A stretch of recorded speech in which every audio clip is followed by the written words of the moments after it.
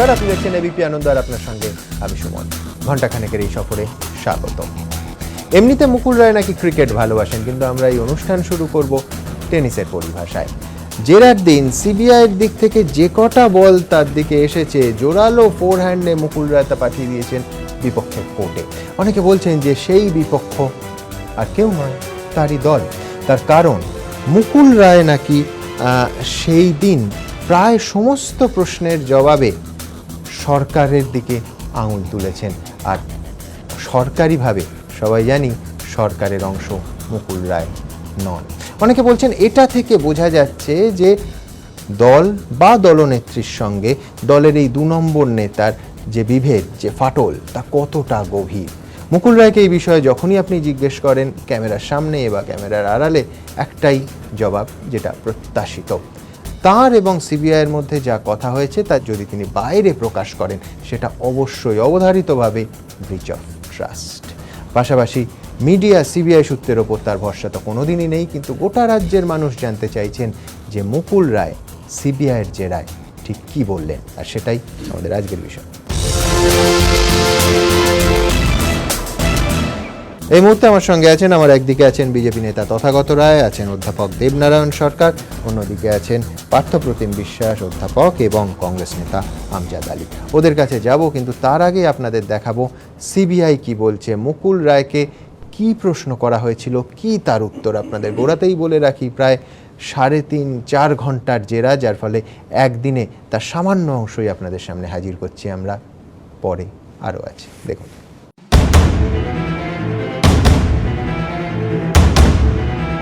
CBI এর 4.5 ঘন্টার জেরায় অধিকাংশ প্রশ্নের জবাবেই নাম না করে সরকারের কোর্টেই বল ঢেলে দিয়েছেন তৃণমূলের সর্বভারতীয় সাধারণ সম্পাদক মুকুল রায়।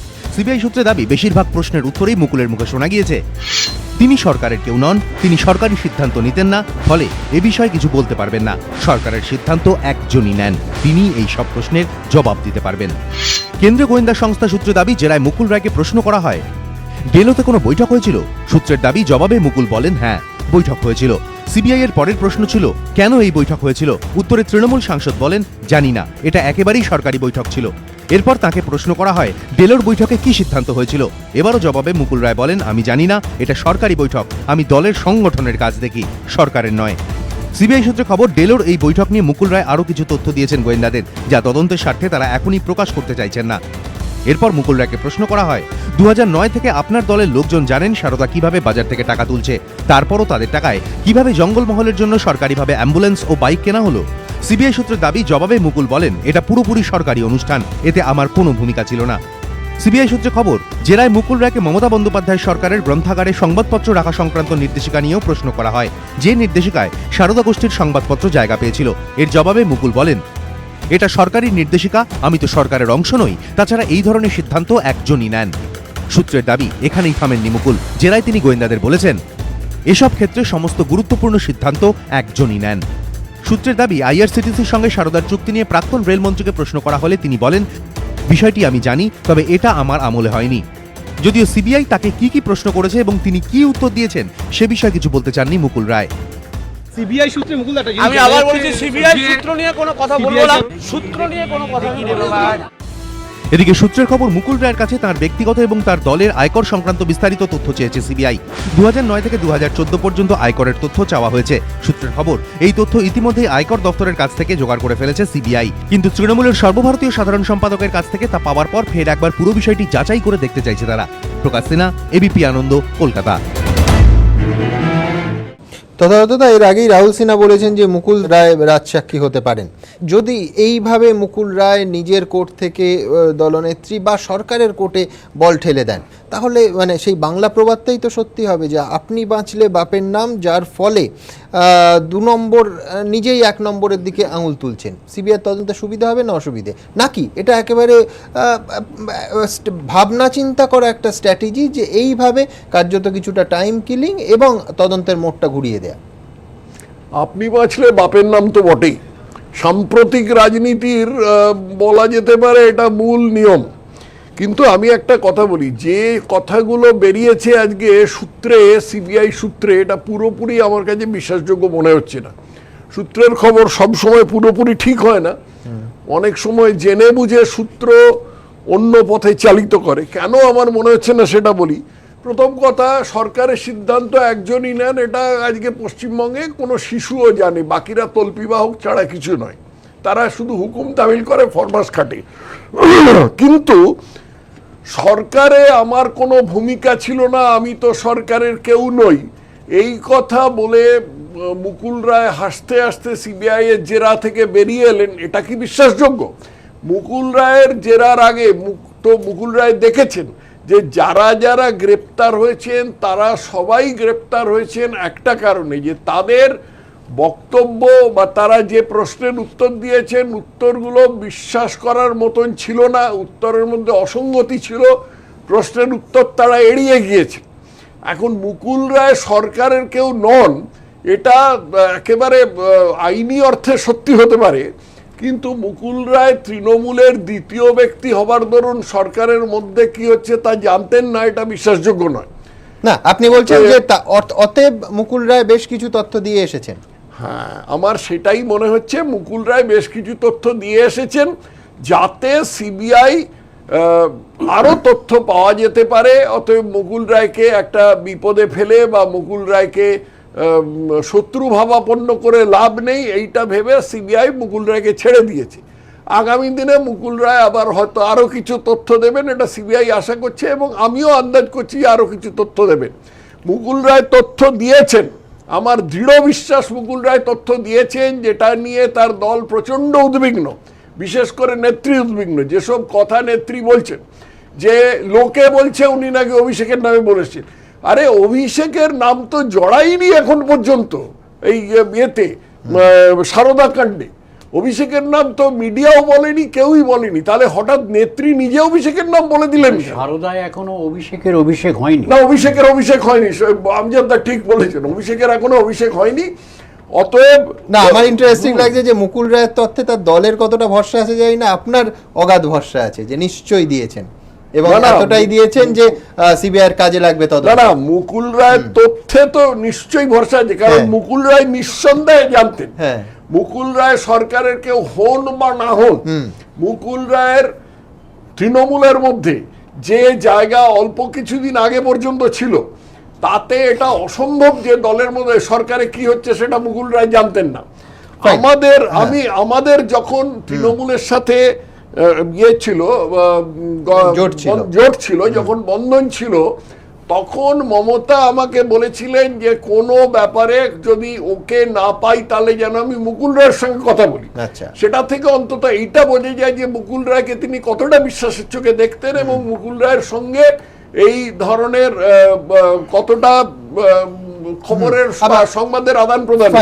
আমার প্রশ্নটা ঠিক এইখানে, যে যতটা বিশ্বাস এবং ভরসার চোখে দেখতেন এখনো সেটা এই মুহূর্তেও বহাল আছে কিনা, তার কারণ যে মূলত একটা বিপুল দায়িত্বভার পালন করতেন মুকুল রায়, সংসদীয় বিষয়টার কোঅর্ডিনেশন রাজ্যসভা এবং লোকসভা দুটোর ক্ষেত্রেই, সেই দায়িত্ব অন্য দুজনের হাতে তুলে দিলেন মমতা বন্দ্যোপাধ্যায়ের। সঙ্গে বনগাঁ উপনির্বাচনের গুরুত্বপূর্ণ নির্বাচন, এবং যে নির্বাচনের কথা ভেবে সিবিআইয়ের কাছ থেকে বাড়তি সময় চেয়েছিলেন মুকুল রায়, তাও কি সম্পূর্ণভাবে তার হাতে থাকলো?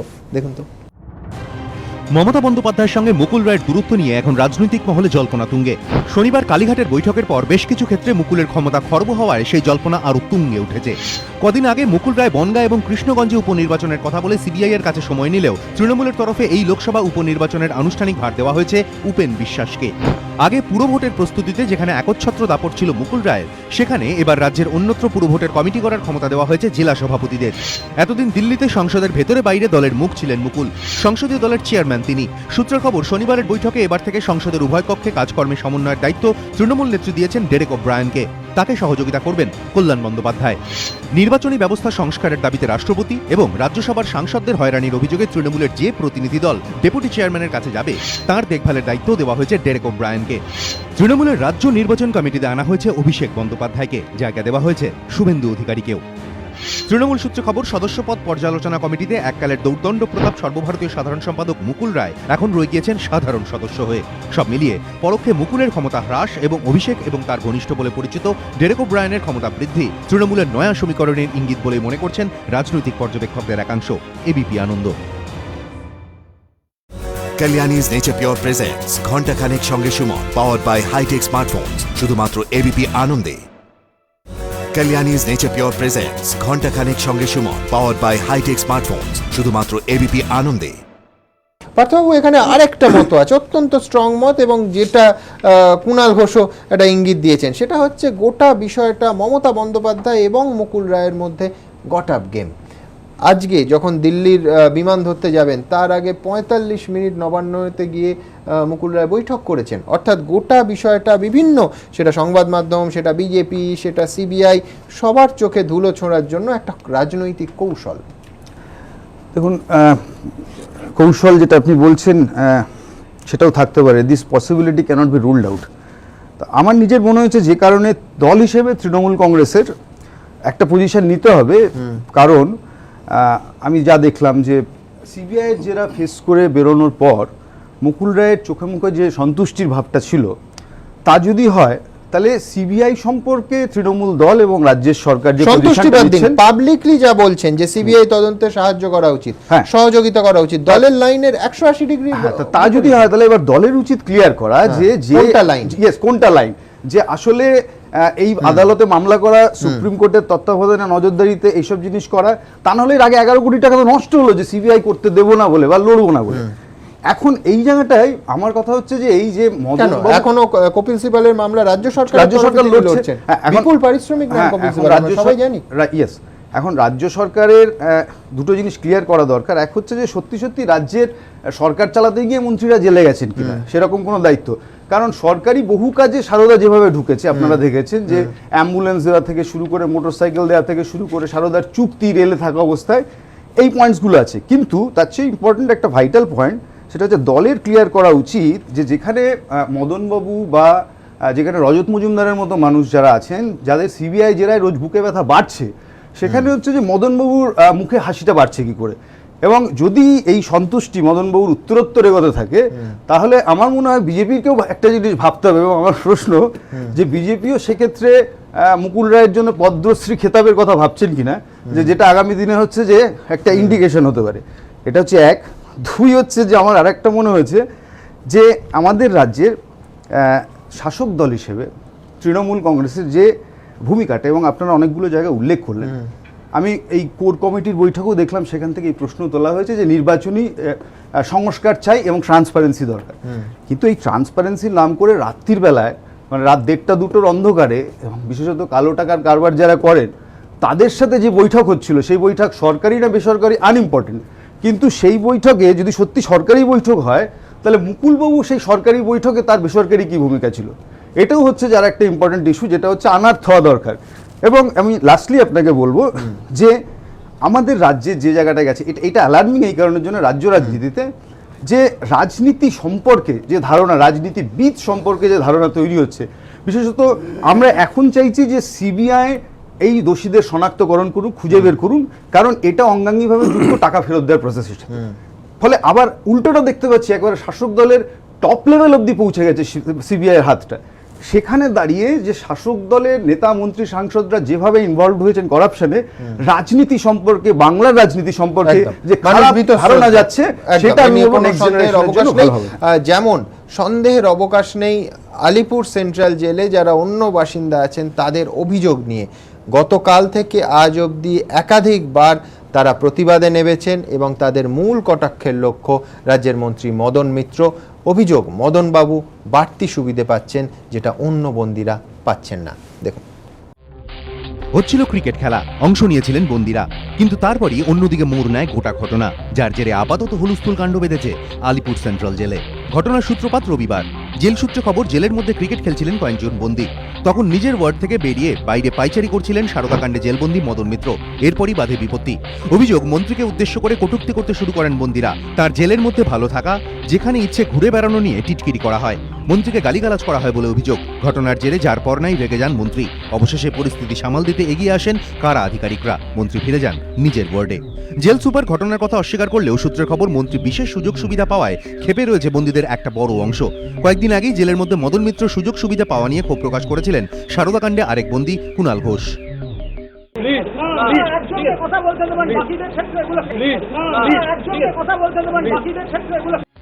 এদিকে মন্ত্রীর সুযোগ সুবিধা নিয়ে বন্দীদের একাংশের ক্ষোভ বেজায় চিন্তায় ফেলেছে জেল কর্তৃপক্ষকে। তাদের মনে জন্ম নিয়েছে নয়া উদ্বেগ। যদি এমন ঘটনা ফের ঘটে, মন্ত্রী মাঝে মধ্যেই নিজের ওয়ার্ডের বাইরে বেরিয়ে ঘোরাঘুরি করেন, সেক্ষেত্রে বন্দীদের ক্ষোভের জন্য যদি কোনো অনভিপ্রেত ঘটনা ঘটে, তখন তার দায় কে নেবে? এই পরিস্থিতিতে মন্ত্রীকে তার ওয়ার্ডে রাখাও নিরাপদ বলে মনে করছেন না জেল কর্তৃপক্ষ, কারণ সেখানে অন্যান্য বন্দীও রয়েছেন।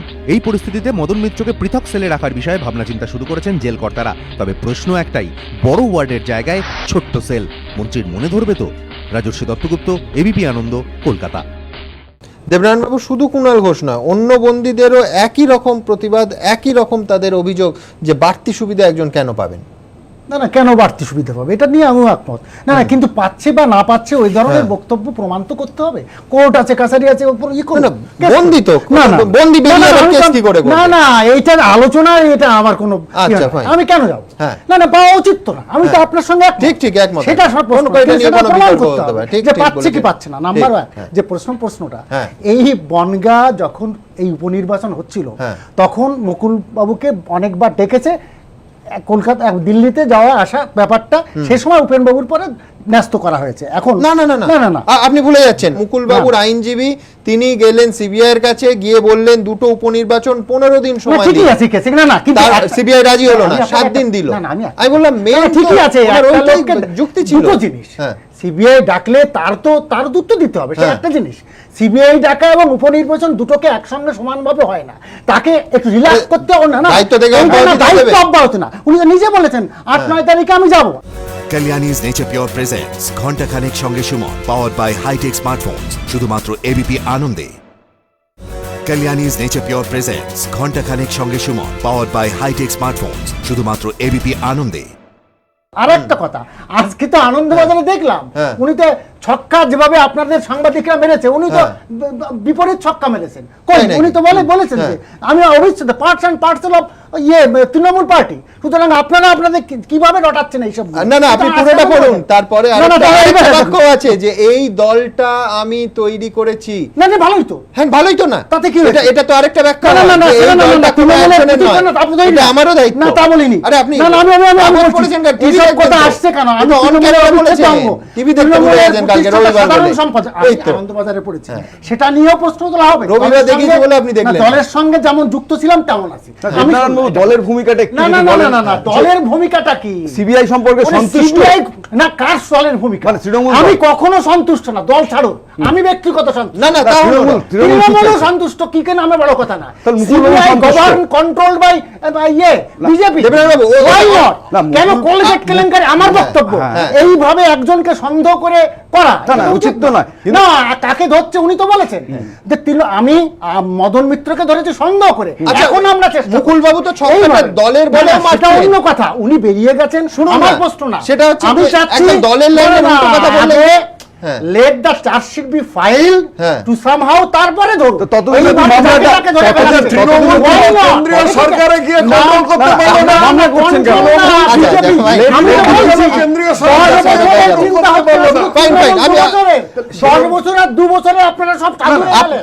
এইকে বলবেন না, আপনাদের বক্তব্য মানায় না। আমি আপনার বক্তব্য নিয়ে যাব, আপনার বক্তব্য নিয়ে যাচ্ছি। আপনার সঙ্গে কংগ্রেসের সঙ্গে টাই আপ।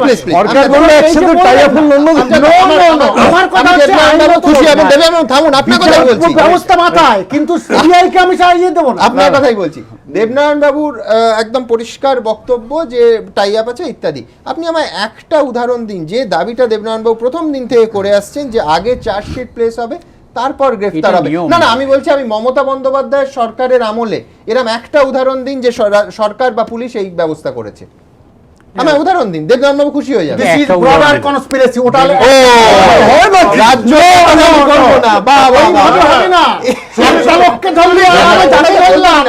আপনারা সেটাকে সাবস্টান্সিয়েট করে মনে করবেন এই সরকার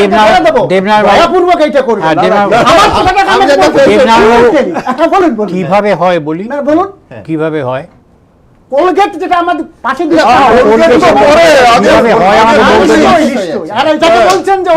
কিভাবে হয় আমাকে বলতে দিন। মদন বাবুকে ডেকে জিজ্ঞাসাবাদ করার পর যখন একটা লোককে ডেকে জিজ্ঞাসাবাদ করে তখনই সে আসামি হয় না।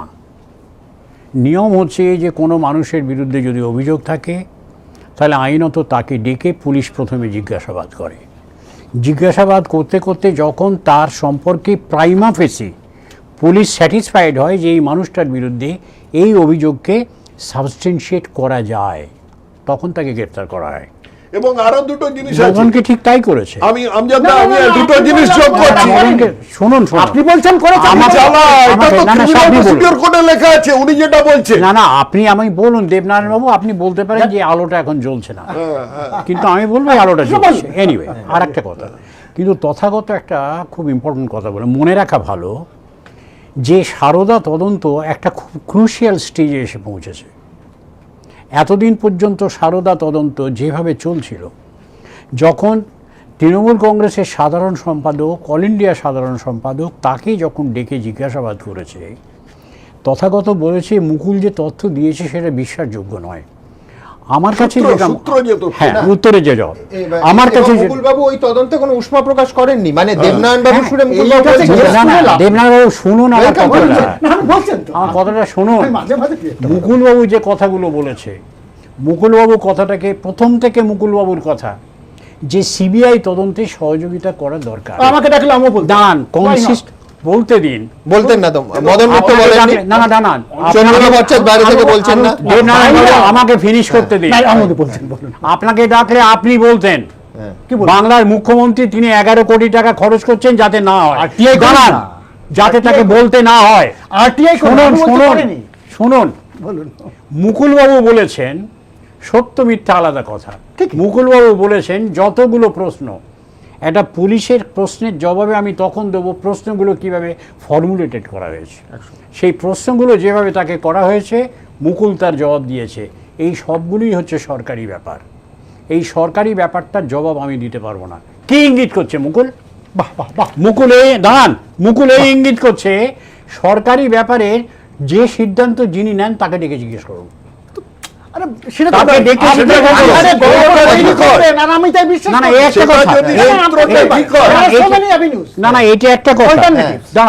দ্বিতীয় কথা হচ্ছে যে মুকুল বারবার বলছে আমাকে যতবার ডাকবে আমি ততবার আসবো। দাঁড়ান, এটা কিন্তু আইনে কেন হবে না?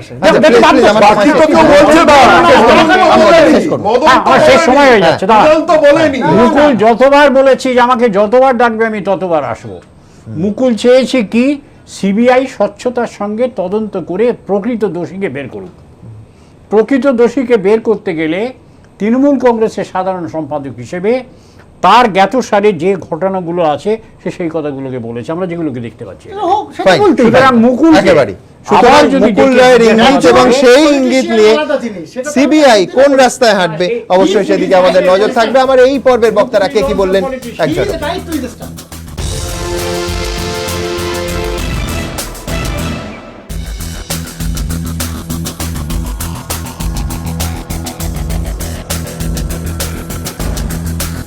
বারাসাতের রাজীব দাস, ওই একই জেলার বরুণ বিশ্বাস, বামনগাছির সৌরভ চৌধুরী, কিংবা আজকে যাকে আমরা হারালাম শালকিয়ার অরূপ ভান্ডারী, কেউ কাব্য করে বলতেই পারেন যে এরা মারা যান না, তার কারণ প্রতিবাদের মধ্যে দিয়েই এরা বেঁচে থাকেন, কিন্তু তাতে চোখের জল শুকোয় না। তার কারণ আসলে একই সঙ্গে মারা যায় আমাদের ভরসা, বিশ্বাস, প্রশাসনের ওপর আমাদের ভরসা এবং মনুষ্যত্বের প্রতি বিশ্বাসটা চলে গেলে এ রাজ্যের হোক এ রাজ্যের বাইরের হোক মানুষ আর কি নিয়ে থাকবে। তাই নিয়ে আমাদের আজকের এই আলোচনা, আমাদের আজকের বিষয়।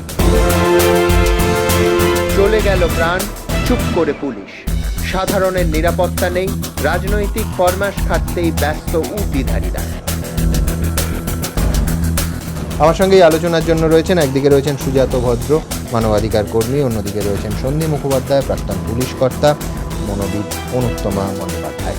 আমরা সবার আগে দেখাবো যে আজকের যে সহনাগরিককে আমরা হারালাম হাওড়ার শালকিয়ায়, 5 দিন মৃত্যুর সঙ্গে লড়াই করলো, কিন্তু তারপর প্রতিবাদীর মৃত্যু হলো। আমার 5টা নয় 10টা নয় 2টো নাতি ধরে আমি বুক ধরেছিলাম গো। মহিলাদের সম্মান বাঁচাতে গিয়ে স্তব্ধ হয়ে গেল আরেক প্রতিবাদী কণ্ঠ।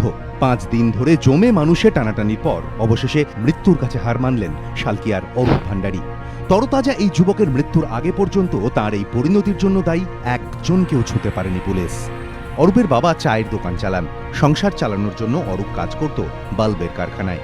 পরিবারের নিত্যসঙ্গী অনটন, কিন্তু তা সত্ত্বেও বাড়ির ছেলেকে মৃত্যুর মুখ থেকে ছিনিয়ে আনতে সাধ্য ছাপিয়ে মরিয়া চেষ্টা করেছিল দরিদ্র পরিবারটি। খাওয়া দাওয়া ভুলে কার্যত সর্বশান্ত হয়ে বেসরকারি হাসপাতালের ভেন্টিলেশনের বিল মেটাচ্ছিলেন বাবা মা, কিন্তু সব চেষ্টা ব্যর্থ করে সোমবার সকালে থেমে গেল অরূপের লড়াই। ছেলের মর্মান্তিক পরিণতি কেড়ে নিয়েছে মায়ের মুখের ভাষা। সকাল থেকেই ঘন ঘন অজ্ঞান হয়ে যাচ্ছেন তিনি। মিশুকে ছেলেটাকে আর দেখতে পাবেন না ভেবে চোখের জল ধরে রাখতে পারছেন না পরিবারের অন্যান্য সদস্যরাও। তবে চরম শোকের মধ্যেও তাঁদের একটাই দাবি, যে দুষ্কৃতীদের বিরুদ্ধে রুখে দাঁড়াতে গিয়ে অরূপকে চলে যেতে হলো, তাদের দৃষ্টান্তমূলক শাস্তি। আমার যারা বিনা দোষে শাস্তি দিয়েছে আমার এইরকম ভাবে ধরে তোমরা তাদের মায়ের কলকাতি দাও, আমি এই দেখতে চাই। তারা যেন এমন শাস্তি পায়, তাদেরকে যেন না ছাড়া হয়, এমন শাস্তি। আমাদের যে ছেলে যে কোল শূন্য করে দিল, তাদেরও যেন এমন এমন শাস্তি দেবে না বের হয়ে এমন। এই ঘটনায় ক্ষোভে ফুঁসছে শালকিয়ার বাসিন্দারাও। 5 দিন পরও অভিযুক্তরা কেন অধরা, এই প্রশ্ন তুলে প্রশাসনের বিরুদ্ধে ক্ষোভ উগরে দিয়েছেন তারা। দোষীদের শাস্তি হোক, আমার এটা শেষ কথা। দোষীরা এলাকারই, হ্যাঁ চেনা লোক। দীর্ঘদিন ধরে আমরা দেখছি পুলিশ প্রশাসন নিষ্ক্রিয়, সম্পূর্ণ নিষ্ক্রিয়। আজকাল মেয়েদের কোনো নিরাপত্তা নেই। প্রশাসনের উপর আমাদের আর বিশ্বাস আমরা হারিয়ে ফেলছি। অরূপের এই পরিণতি হলো কি করে? পুলিশ সূত্রে খবর, বুধবার সরস্বতী পুজোর বিসর্জনে যাওয়ার সময় মহিলাদের উদ্দেশ্যে অশ্লীল অঙ্গভঙ্গি ও কটূক্তি করে এলাকারই বাসিন্দা 5 যুবক। অন্যায় দেখে প্রতিবাদ না করে থাকতে পারেননি অরূপ ভান্ডারী। অভিযোগ, প্রতিশোধ নেওয়ার জন্য রাতে অরূপের বাড়ির কাছে ওঁত পেতে বসেছিল 5 যুবক। অরূপ এবং তার এক বন্ধু সেখানে পৌঁছতেই তাদের ওপর ঝাঁপিয়ে পড়ে 5 যুবক। অভিযোগ, প্রথমে তারা অরূপের বন্ধুকে ধাক্কা দিয়ে পাশের নর্দমায় ফেলে দেয়। অরূপ তাকে তুলতে যেতেই তাকে রাস্তায় ফেলে শুরু হয় বেধড়ক মারধর। বাঁশ ও লোহার রড দিয়ে অরূপের মাথায় আঘাত করা হয় বলে অভিযোগ। তারপর অরূপকে রক্তাক্ত অবস্থায় সেখানে ফেলে পালায় তারা। পুলিশ সোমবার এই ঘটনায় খুনের মামলা রুজু করেছে, কিন্তু তাতে পুলিশের নিষ্ক্রিয়তার অভিযোগের আঁচ এতটুকুও কমেনি। বরং জোরালোভাবে প্রশ্ন উঠছে স্থানীয় বাসিন্দারা যেখানে দাবি করছেন 5 অভিযুক্ত ঘুরে বেড়াচ্ছে, সেখানে অরূপের মৃত্যুর আগে পর্যন্ত তাদের কাউকে কেন গ্রেফতার করা গেল না? সমালোচনার মুখে এখন যদি পুলিশ তৎপর হয়ও, তাহলেও কি আর এক মা বাবার হারিয়ে যাওয়া সন্তান ফিরে আসবে? রাজর্ষি দত্তগুপ্ত ও অরিত্রিক ভট্টাচার্য, এবিপি আনন্দ। Kalyani's Nature Pure presents ঘন্টা খানেক সঙ্গে Suman, powered by high-tech smartphones, শুধুমাত্র এবিপি আনন্দে। Kalyani's Nature Pure presents ঘন্টা খানেক সঙ্গে Suman, powered by high-tech smartphones, শুধুমাত্র এবিপি আনন্দে। সৈয়দুল্লাহ, মৃত্যু একটা নিঃসন্দেহে দুর্ভাগ্যজনক অংশ। তারপরের অংশ হচ্ছে এখনো অবধি আপনি কথা বলছি, পুলিশ একজনকেও গ্রেফতার করতে পারেনি। তৃতীয় অংশ হচ্ছে যে তার মৃত্যুর পর তাকে শাসক দলের কর্মী শহীদ সাজানোর চেষ্টা হলো, মৃতদেহ নিয়ে নির্লজ্জ রাজনীতি হলো। হোর্ডিং, তার আত্মীয়রা হোর্ডিং নামাতে হলো যে সে তৃণমূল কংগ্রেস কর্মী। মানে এটা কি হচ্ছে? যখন 5 দিন সে কোমাতে চলে গেল এবং মৃত্যুর সঙ্গে লড়াই করলো, তখন একজনকে গ্রেফতার করা গেল না। যে মুহূর্তে মৃত্যু হলো সে মুহূর্তে শাসক দল। এটা ইঙ্গিত করছে যে প্রশাসনের আর কোনো ভূমিকা অপরাধীকে বা অভিযুক্তকে ধরা, মানে প্রশাসনের ভূমিকা নেই, রাজনীতির আছে। রাজনীতির ভূমিকা আছে, সেটাকে আত্মসাৎ করো এবং আরেকজনকে কভার আপ করো। ঘটনার কভার আপ করে যে আমাদের কর্মী, আমরা শাসনে আছি, আমাদের কর্মী মারা যাচ্ছে বলে আত্মসাৎ করো, যাতে আর পুলিশ যাতে আর কোনো অ্যাকশন, দুটোই একসাথে মিলিয়ে দেওয়ার জন্য। আপনি বলছেন ওটাও একটা স্ট্র্যাটেজি। এটা জেনে শুনে করেছে। আমি কানাঘুষায় শুনছিলাম যে ও নাকি 26শে জানুয়ারি কোনো বক্তব্যে এই যিনি অরূপ কোট আনকোট আপত্তিকর মন্তব্য করেছেন, ধরা গেল ওই তর্কের খাতে। তার হচ্ছে তাকে ওরকম করে ঘিরে পেটাই করা, করে মেরে দেওয়া, এটা কোন ধরনের রাজনীতি? হ্যাঁ, জঙ্গলের রাজত্ব হয় একেবারে। সুমন, এটা আপনারা দেখবেন, এই যারা এই ধরনের প্রতিবাদ করে, প্রচুর আরটিআই অ্যাক্টিভিস্ট ইন্ডিভিজুয়াল লড়তে গিয়ে করাপশনের বিরুদ্ধে পিটিয়ে মেরে দিয়েছে। আপনি যদি দেখেন ড্রাগের বিরুদ্ধে লড়াই করতে গেছিল ওই আমার মনে হয় 26শে জানুয়ারি, আপনি এইটা বলছেন, এটা শিক্ষকের কথা বলছেন না তো? শিক্ষকটা একজন আমাদের, এই ঘটনা আপনি অরূপের ক্ষেত্রে অনেক আগে আরটিআই অ্যাক্টিভিস্ট বিভিন্ন এতে গ্রামে ভালো মডেল গ্রাম গড়ে তুলতে গেছিল, ফলে করাপশন ইত্যাদির বিরুদ্ধে গেছে। 2 জন কর্মীকে, মহিলা এবং পুরুষকে পিটিয়ে গ্রামবাসীরা মারে, ওই মানে গুন্ডারা মারে। ফলে এরকম এবং কিছুদিন আগে ওই সাম্প্রদায়িক এই হচ্ছে কি ইন্ডিভিজুয়াল, রাজীব দাস, বরুণ বিশ্বাস, সৌরভ চৌধুরী সব তো এইভাবে সবটাই। এবং এইখানে প্রশাসনকে আপনি দেখবেন যে প্রশাসনের তার শাসক দল থাকে, কর্তার, রবীন্দ্রনাথ বলছেন কর্তার ইচ্ছায় কর্ম, যেটাকে আপনার দলদাস নাম দিয়েছেন। রবীন্দ্রনাথ বহু বছর আগে কর্তার ইচ্ছায় কর্ম, এবং সেখানে যদি আপনি এবার মামলা চালাতে যান, ধরা গেল আপনি ইন্ডিভিজুয়াল মামলা চালাবেন, মনে করা গেল অরূপ ভান্ডারীর পরিবার মামলাটা চালাবে, তাই রবীন্দ্রনাথ বলছেন যে সমুদ্রে ভেলা নিয়ে এসে যাবে খড়কুটো, তার পক্ষে কেউ থাকবে না আলটিমেটলি। পুলিশের পক্ষে, দলের পক্ষে সমুদ্রে জাহাজ নিয়ে সবাই হাজির থাকবে তাকে প্রোটেকশন দেওয়ার জন্য। আমরা এখন we come to that situation যেখানে প্রশাসন বলে কিছু নেই, আইনের শাসন বলে কিছু নেই, যার যাকে ইচ্ছে হবে প্রতিবাদ করলে পিটিয়ে দেবে এবং তারপরে কভার আপ করবার জন্য যাবতীয় করবেন। আপনি যতই পুলিশকে গালাগালি দিন, ওই যথারীতি উদ্দীপনা সমাজ বিরোধী ভূমিকা সে পালন করে যাবে এবং দলকেই সে সার্ভ করবে, আইনকে সার্ভ করবে না। সুয়াতদা বলছেন যে প্রশাসনের ভূমিকা নিয়ে প্রশ্ন তুলছেন। প্রশাসনের ভূমিকা নিঃসন্দেহে নেই এই ঘটনায়, কার্যত একজনও গ্রেফতার হননি, কিন্তু পাশাপাশি রাজনীতির ভূমিকা থেকে গেছে। কিভাবে, কতটা নির্লজ্জভাবে রাজনীতি থাবা বসাচ্ছে সদ্য মৃত একজন মানুষের ওপর, তার পরিবারের ভাবাবেগের ওপর, দেখুন।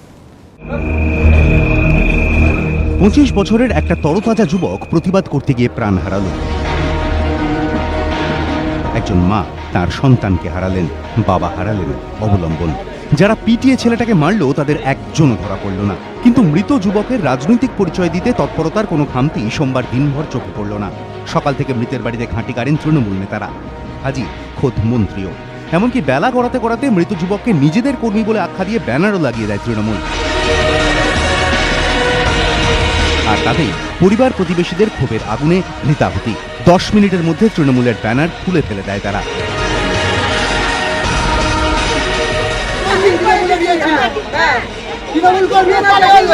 সঙ্গে সঙ্গে তৃণমূলের নতুন ব্যানার, ক্ষোভের মুখে পড়ে সেই ব্যানারে অবশ্য মৃতের রাজনৈতিক পরিচয় উধাও। কিন্তু কে বলল মৃত অরূপ ভান্ডারী তৃণমূল করতেন? মন্ত্রী বলছেন স্থানীয় নেতৃত্ব তাকে বলেছে।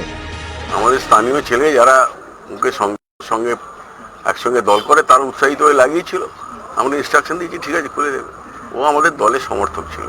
কিন্তু স্থানীয় তৃণমূল কাউন্সিলরের গলায় আবার উল্টো সুর।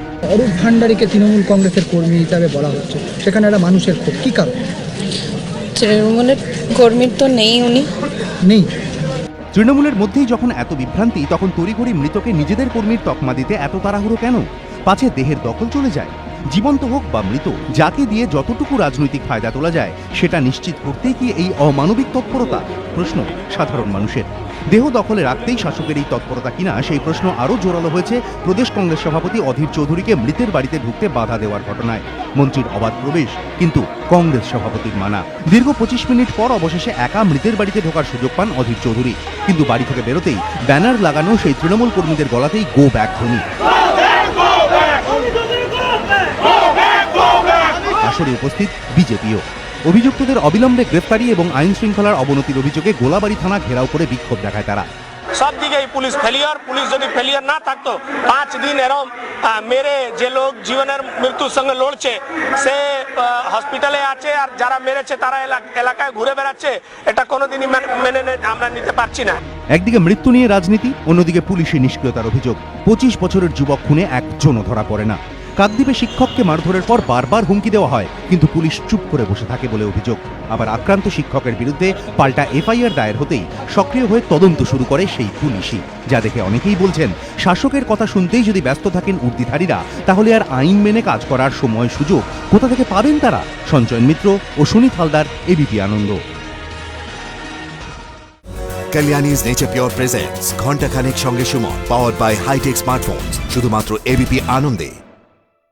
Kalyani's Nature Pure presents ঘন্টা খানেক সঙ্গে Suman, powered by high-tech smartphones, শুধুমাত্র এবিপি আনন্দে।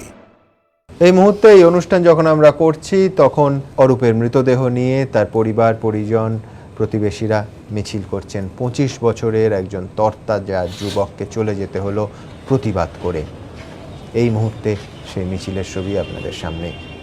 রাজ্যের মাননীয় রাজ্যপাল, তাকে জিজ্ঞাসা করা হয়েছিল তিনি আইন শৃঙ্খলার সমস্যার দিকে ইঙ্গিত দিয়েছেন, বলেছেন খোঁজ নেবেন। কি হয়েছে, কি বললেন মাননীয় রাজ্যপাল, দেখুন।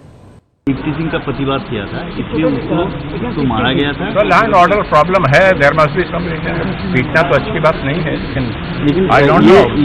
সন্দীপদা, আমায় বলুন যে পাড়ার ছেলে যারা মেরেছে, বিহার থেকে কোনো সুপারি কিলার এসে অরূপকে মেরে যায়নি, 25 বছরের ছেলেটাকে মেরেছে পাড়ার ছেলেরা, একজনকেও ধরা গেল না। পুলিশ ইনস্পেক্টর একটাই কারণ, কারণ ওই রাজনীতি দল ওই দলের আশ্রিত সমাজ বিরোধী যে ধরবে না, এটা তো একেবারে প্রতিষ্ঠিত সত্য। বহু ঘটনা হয়ে গেছে একের পর এক, যেখানে পুলিশের থানা আক্রমণ করে আমাদের এই শাসক দলের লোকেরা, বোলপুরে, আলিপুরে, বহু জায়গায়, সেখানে ওই জামিনযোগ্য ধারা করে যে যাদের নেতৃত্বে আক্রমণ, তাদের বাদ দিয়ে তাদের মামলা করতে হয়। সুতরাং আজকে পুলিশ অথবা আপনি খবরটা খেয়াল থাকবে, ওই আলিপুর থানায় সম্পূর্ণ নির্দোষ মানুষকে ধরে গ্রেফতার করা হয়েছে। এভাবেই পুলিশকে চলতে হয়। পুলিশ আজ ঘৃণিত, পুলিশের উপরে কোনো আস্থা অবিশ্বাস নেই, না থাকারই কারণ এই ঘৃণিত হবার দায় কিন্তু সম্পূর্ণ সরকারের। যারা সরকার চালান তাদের এই বোধ নেই যে আজকের এই অবস্থার জন্য যে সাধারণ মানুষের যে পুলিশকে চালানোর, ঠিকমতো চালানোর, আইনের শাসন প্রতিষ্ঠা করার দায় ওরা শপথ নিয়েছিলেন যখন ওরা দায়িত্ব নেন। এবং তারাই এই যে ইমিডিয়েট বেনিফিট, এলাকার সমাজ বিরোধীদের প্রশ্রয় দেবে, পুলিশ তাদের ধরেও ধরবে না, নিরীহ মানুষের অত্যাচার করবে, এবং সেই সমাজ বিরোধীরা মানুষ খুন করলে সেই মৃতদেহটাকে কিন্তু দলের হোর্ডিং দিয়ে ঢাকতে হবে, যেটা আজ হলো। এটাও মায়ের এই হাহাকার কদিন ধরে আমরা দেখছি। এইরকম ছেলেই তো মায়েরা চান যারা নারী যখন অসম্মান হবে তার রুখে দাঁড়াবে।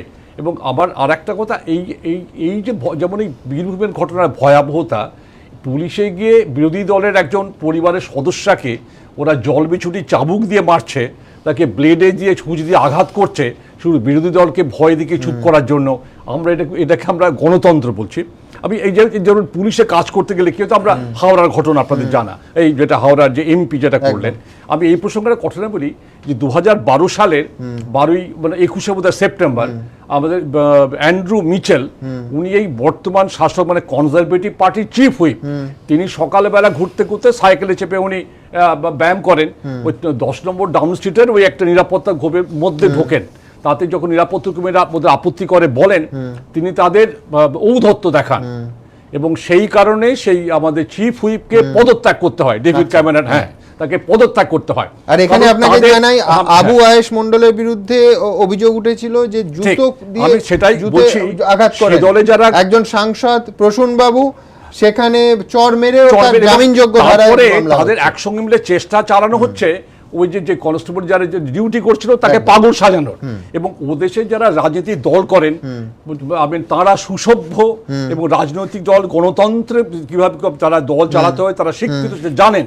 এখানে সম্পূর্ণ দুর্নীতি নির্ভর, পেশি শক্তি নির্ভর ভোট প্রদান করা এবং আত্মীয় পোষণ, তাতে যারা বিশ্বাস করেন কৌশল সেই মানুষগুলো দল চালান, এটা গণতন্ত্রের পক্ষে দুর্ভাগ্যজনক। আমি এই দুর্ভাগ্যের প্রশ্ন নিয়ে অয়নের কাছে যাব।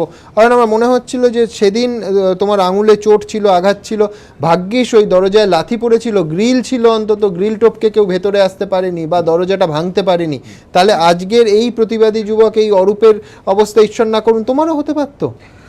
ওই দিন রাত্রির বেলাতে যে দৃশ্য আমি দেখেছি এবং যে ভিজুয়াল, মানে ইট ওয়াজ ভেরি স্কেরি। মানে সামনে দিয়ে একটা লোক সামনে উঠে আসছে এবং এই পরিস্থিতিটা হয়তো ও দেখেছে। অরূপ ভান্ডারীর পরিবারের সঙ্গে আমার পরিবারের খালি একটাই ডিফারেন্স, আমাদের পরিবারে কারোর প্রাণহানি হয়নি ঈশ্বরের আশীর্বাদে, আর ওখানে প্রাণহানি হয়েছে। এছাড়া দুটো একেবারে একই ব্যাপার। আমার মায়ের মাথার কাছে এত বড় থানিত পড়ছে, স্পর্শ করলেও জীবন সংশয়, একদমই কারণ ওটা, এবং ওটা সামহাউ বাউন্স করে পাশে পড়েছে। যদি মাথার উপরে পড়তো তাহলে কি হতো আমরা সবাই জানি। এবং এই বিষয়টা মানে এটা কোনো বলার অপেক্ষা রাখে না যে আজকে ওখানে মানে আমি বুঝতে পারছি যে মৃত্যুর আগে পর্যন্ত মানে যতক্ষণ তার জ্ঞান ছিল, এই ছেলেটি যে কি দৃশ্য দেখে এই পৃথিবী থেকে যেতে হলো তাকে, আমি তার কিছুটা টের ডেফিনেটলি পেয়েছি। কারণ আমি যখন দেখছি যে অতগুলো মানুষ আমাকে একসঙ্গে অ্যাটাক করছে, আর মানে সব থেকে বড় কথা পুলিশকে ডেকেও পাচ্ছ না, পুলিশ যাচ্ছি, তাদের সামনে দাঁড়িয়ে ফোন করে যাচ্ছে, আমি তো গ্রিলের ভেতরে। আর কন্টিনিউয়াস আমাকে ইট মারা হচ্ছে, আমি মাথা কোনো মতে এদিক ওদিক করে ডজ করছি ইটগুলোকে, আর আমি কন্টিনিউয়াস ফোন করে যাচ্ছি, এবং পুলিশের তরফ থেকে যা কথা উঠে আসছে সেগুলো তো আমি স্টার আনন্দ কারেকশন এবিপি আনন্দকে আমি দিয়ে দিয়েছি সেটা, এবং সেটা দেখিয়েছি অডিও টেপ। মানে আমি বলছি যে ঘটনা, আমি অনুত্তমের কাছে এটা নিয়েই আসবো যে একটা কথা বলি আমি এই প্রসঙ্গে, সুবিধা হবে, একটি দৈনিক সংবাদপত্রের 31 তারিখে যে খবর একটু আমি পড়ি, ওখানের এই খবরের কাগজে যেটা নির্মিত, অভিযুক্তরা এই ঘটনার সুবাদে হাওড়া, অভিযুক্তরা এলাকার সবাই তৃণমূল সমর্থক এবং তৃণমূল নেতা সুভাষ রাফেলের ঘনিষ্ঠ বলে স্থানীয় বাড়ির বাসিন্দা। এই কারণে পুলিশ প্রথমে অভিযোগ নিতেই চায়নি, এরপরে এর প্রতিবাদে লোকেরা বেনারস রোড আটকায় 1 ঘন্টা যাওয়ার পরে তারপরে মামলাটা হয়। এটাই হচ্ছে মানে মামলা করার জন্য এত। আমি এই পার্টে আসবো, সেটা হচ্ছে যে এরাও তো পাড়ার ছেলে, মানে এদের হয়তো পার্থদা গৌরীদিরা জন্মাতে দেখেছেন। আমি বলছি কোথাও কি আমাদের একটা হিংসা, মানে তীব্র একটা সামাজিক অস্থিরতা থেকে কোথাও এই হিংসাটা আসছে? মানে এটা তো স্বাভাবিক ব্যাপার নয়। এখানে আরেকটা জায়গা খুব জরুরি সুমন, সেটা হচ্ছে আমাদের প্রত্যেকের ব্যক্তিগত পরিচিতির থেকে রাজনৈতিক পরিচিতিটা বড় হয়ে যাচ্ছে, এবং আমার ব্যক্তিগত ক্ষমতার মূল্যায়নের মধ্যেও আমার রাজনৈতিক প্রশ্রয়ের যে ক্ষমতা আছে সেটার অনুধাবনটা অনেক বেশি আমাকে একটা জোর দিচ্ছে, যেখান থেকে আমরা দেখতে পাচ্ছি যে যারা শুভ ইচ্ছা নিয়ে প্রতিবাদ করতে যাচ্ছে বা একটা ভালো কাজ করতে যাচ্ছে, তাদের কাছে বার্তা পৌঁছচ্ছে তুমি সংখ্যালঘু, আমি সংখ্যাগুরু, এবং এই ক্ষমতার বার্তাটা পৌঁছে বারংবার দেওয়ার কারণটা হচ্ছে তুমি যাতে আমাকে আরেকবার প্রতিরোধ করতে উঠে দাঁড়ানোর সাহসটুকু না পাও। এবং প্রত্যেকটা ক্ষেত্রে দেখো, প্রতিবাদ করলেই হচ্ছে তুমি অ্যাজ ইফ রাষ্ট্রশক্তির বিরুদ্ধে, শাসকের বিরুদ্ধে, সবার বিরুদ্ধে প্রতিবাদ করছো, অতএব সবাই তোমার হয় মিথ্যে, হয় ওই শিক্ষকের মতো মিথ্যে মামলায় ফাঁসানো হবে, নয় শারীরিক আঘাত করা হবে, নয় মেরে ফেলা হবে। একদম। এবং সেখানে যেটা খুব উল্লেখযোগ্য সেটা হচ্ছে যে আমি যেটা এখানে আগেও আমরা অনেক সময় আলোচনায় বলেছি যে দুষ্কৃতী তার কোনো একজন ভোটিং আইডেন্টিটি থাকতে পারে, কিন্তু সেটা কি তার একমাত্র আইডেন্টিটি নাকি সেখানে তার আমার ক্রিয়াটা দিয়ে তাকে আমি দেখবো। একইভাবে যিনি মৃত্যুবরণ করলেন তার রাজনৈতিক পরিচিতিটা আমার কাছে অতটা তাৎপর্যপূর্ণ নয়, তার ব্যক্তিগত পরিচিতি আমার কাছে তাৎপর্যপূর্ণ, তার পরিবারের অবস্থানটা আমার কাছে তাৎপর্যপূর্ণ। দুষ্কৃতীরও ব্যক্তিগত পরিচিতিটা আমার কাছে অনেক বেশি জরুরি, তার রাজনৈতিক পরিচিতিটা নয়। আমার মনে হয় সেইখানটাতে আমরা সমস্তটাকেই একটা বড় আস্তরণের মধ্যে ফেলে দিয়ে প্রশাসনিক স্তরে, রাজনৈতিক স্তরে একটা এমন আবহাওয়া তৈরি করছি যে আমরা জানতে পারছি আমরা পার পেয়ে যেতে পারি। এবং তাহলে এই মেসেজ যাচ্ছে যে আমি যদি ব্যক্তি হই, আপনার কথা যদি আমি মেনে নিই যে আমার ব্যক্তি আইডেন্টিটি আমাকে থাকতে দেবে না, তাহলে আমি প্রতিবাদ করবো না, যেখানে ব্যক্তি হলে পিটুনি। একদম। আমার যদি রাজনৈতিক ব্যাকিং নেই এবং রাজনৈতিক দল ধরেই নিচ্ছে আমার যুক্তিটা মানবে না, আমার প্রতিবাদের ব্যাখ্যাটা মানবে না, আমি দলের বিরুদ্ধে আরো যেটা খুব উল্লেখযোগ্য, আমি সন্ধি দাসের না, দল শুধু নয়, আমি এখানে বলছি যে আমি যে কোনো একটা হয়তো সামাজিক ইস্যুরও প্রতিবাদ করছি, কিন্তু ধরে নেওয়া হচ্ছে যে আমি রাজনৈতিক দল, আমি শাসক দলের বিরুদ্ধে প্রতিবাদ করছি, আমি সরকারের বিরুদ্ধে প্রতিবাদ করছি। পার্ক স্ট্রিটের ঘটনায় তো কোনো তৃণমূল কর্মী যুক্ত ছিলেন না। এরা অন্যকে নিরাপত্তা কি দেবে?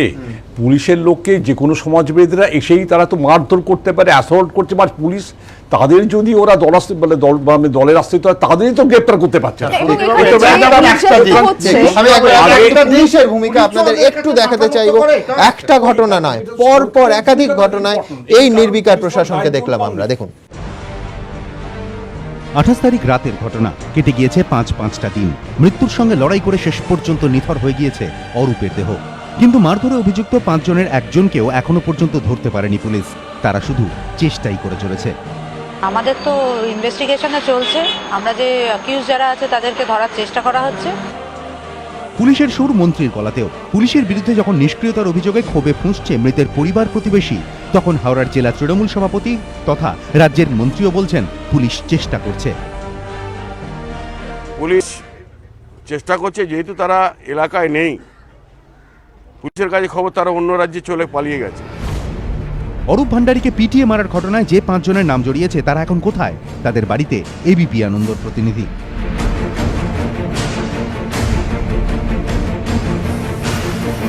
প্রথমেই এই ঘটনায় অন্যতম অভিযুক্ত আনন্দ প্রসাদের বাড়িতে এবিপি আনন্দ। এই হলো 12/7 ঋষিকেশ ঘোষলেন, অন্যতম অভিযুক্ত আনন্দ প্রসাদের বাড়ি। আর এখানে যেটা জানা যাচ্ছে যে ঘটনার 2 দিন পর পর্যন্ত তারা এখানে ছিল এবং তারপর থেকে বাড়িতে তালা দেওয়া, এখনো পর্যন্ত বাড়িতে কেউ নেই। এবার আরেক অভিযুক্ত বরুণ শর্মার বাড়িতে এবিপি আনন্দ। 156/1 বেনারস রোড। আর এক অভিযুক্ত বরুণ শর্মার বাড়ি। আজ সেখানেও দেখা গেল বাড়িতে দুটো তালা দেওয়া রয়েছে। আশপাশের মানুষজন তারা কিন্তু জানাচ্ছেন যে বেশ কিছুদিন হলো ওরা এখানে নেই। অরুক্ষণে আরেক অভিযুক্ত রাজু তিওয়ারি। 12/2 বিবি বাগান লেন, এখানে রাজু তিওয়ারির বাড়ি, অন্যতম অভিযুক্ত। পাড়ার লোকজন জানাচ্ছেন যে ঘটনার দিন রাত্রির থেকেই বাড়ির কেউই এখানে নেই, বাড়িতে তালা ঝুলছে। বাড়ি কতদিন নেই এখানে? जिस दिन से झमेला हुआ उसी दिन से नहीं है। আরেক অভিযুক্ত সন্দীপ তিওয়ারির বাড়িতেও তালা। 14/1/3 সীতানাথ বসলেন, এখানেই সন্দীপ তিওয়ারি থাকতো, ভাড়া থাকতো। যেটা বাড়িওয়ালা জানাচ্ছেন যে এখানে তারা কিন্তু বেশ কিছুদিন নেই এবং তারপরে জিনিসপত্র সব একইভাবে ফেলে রেখে একদিন সকালবেলা হঠাৎ করেই তারা চলে যায় এবং তারপর থেকে এখনও পর্যন্ত ফেরেনি। বাড়িতে যারা থাকতো তারা কিন্তু সবাই একসঙ্গে উধাও হয়ে গিয়েছে। বৃহস্পতিবার সকালবেলা 5:30টায় ছিল, আমি চলে গেলাম কাজে, তারে এসে দেখছি এরা নেই, তালা বন্ধ। অরুক্ষণে অভিযুক্ত শুভম দুবের বাড়িতেও এখন কেউ নেই। শালকিয়া কাণ্ডের আর এক অভিযুক্ত শুভম দুবে, তার বাড়ির সামনে গিয়েও দেখা গেল সেখানে বড় গ্রিলের দরজা, সেখানে তালা মারা রয়েছে। পুলিশ বলছে চেষ্টা চলছে, মন্ত্রী তাতে সায় দিচ্ছেন, কিন্তু যাদের ঘরের ছেলেটা চলে গিয়েছে এই আশ্বাসে তাদের কি মন মানে? আমি প্রতিশোধ নিতে চাই বাবা, আমার নাতিকে এরকম করলো কেন? অতীতের একাধিক উদাহরণ বিচার পাওয়ার আশাটাকে আরো ক্ষীণ করে দেয়। সুটিয়া গণধর্ষণ কাণ্ডে আজও সুবিচারের আশায় প্রতিবাদী বরুণ বিশ্বাসের পরিবার। বরুণ বিশ্বাসের পরিবারের মতোই এখনো বিচারের আশায় বামনগাছির সৌরভের পরিবার। প্রতিবাদী ভাইয়ের জন্য সুবিচারের অপেক্ষায় রাজীব দাসের দিদি। নিম্ন থেকে উচ্চ সুবিচারের আশায় সব আদালতের দরজাতেই কড়া নেড়েছেন বালিতে নিহত তপন দত্তের স্ত্রী, এখনো অপেক্ষায় তিনি। ভাগ্নির শ্লীলতাহানি আটকাতে গিয়ে দুষ্কৃতীদের মারে মৃত কনস্টেবল অসীম দামের পরিবারও এখনো বিচারের আশায় দিন গুনছেন। যাদের বলিদান স্বর জুগিয়েছে হাজার হাজার প্রতিবাদীর কণ্ঠকে, আজ বিচারের প্রতীক্ষায় সেই প্রতিবাদীদেরই পরিবার। সঞ্চন মিত্র ও সুনীত হালদার, এবিপি আনন্দ। আমার এই পর্বের বক্তারা কে কি বললেন এক ঝলকে।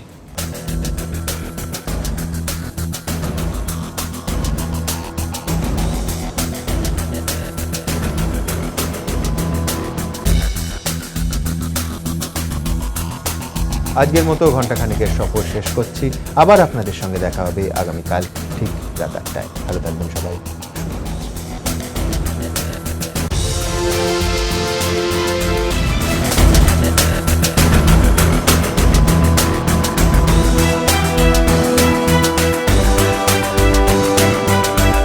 Kalyani's Nature Pure presents ঘণ্টাখানেক সঙ্গে Suman, powered by high-tech smartphones, শুধুমাত্র এবিপি আনন্দে। নিবেদন করছে nature pure refined rice bran oil, আপনার হার্টের সত্যিকারের বন্ধু।